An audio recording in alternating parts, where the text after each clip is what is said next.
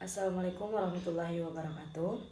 Introduce myself, my name is Lira Firna. I'm from class D. Okay, today I want to explain material about reference and inference.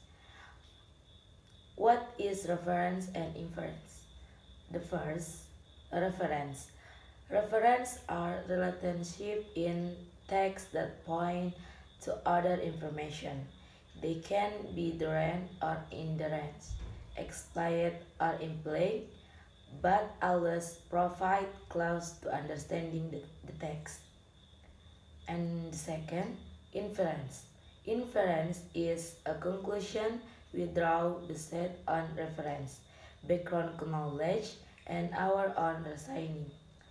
They allow us to go beyond the literal text and fill in the gaps. The next, types or reference and inference.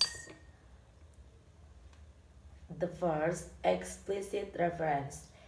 Explicit reference are stated clearly in the text, often accompanied by direct names, dates, or places. They are easy to recognize and immediately show information. And the second, implied reference. Implied reference are hinted at rather than stated directly. They rely on context, prior knowledge, and intertextual thinking to understanding the meaning. And the next material, why reference and inference are important. The second, deeper understanding. Reference and conclusion help us build a comprehensive understanding of the text by connection ideas and filling in missing information. And the second, critical thinking. They encourage us to think critically, analyze information, and draw logical conclusion based on the next and our practical knowledge. And the last, effective communication. Reference and conclusion make our communication more nuanced and sophisticated because we can convey complex ideas with you stating everything explicitly. Identification reference. The first, keywords search for words pointing to other elements. Example are personal pronoun are they, he, we, and the next object pronouns are that, this, which, and the next possessive pronouns are mine, yours, and demonstrative pronouns are their, here, and reflexive pronouns are myself, yourself, and reciprocal pronouns are mutually and together. And the second, pronouns determine what pronouns are returned. Example of sentence, before using pronouns. Andy likes playing soccer. Andy is very talented in that sport. And the last, connector pay attention to the different parts of the writing process. Example, additionally, to add information, not only that, to add information. And the next material, thinkings for making conclusion. The first, context clues analysis surrounding words and phrase. Example of word and phrase analysis in various contexts. Example, simple sentence. The verb, sentence. The dog barked loudly.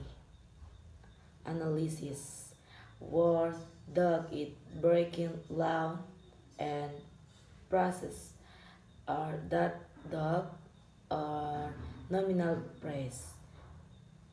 The second, prior knowledge as existing knowledge to fill gaps.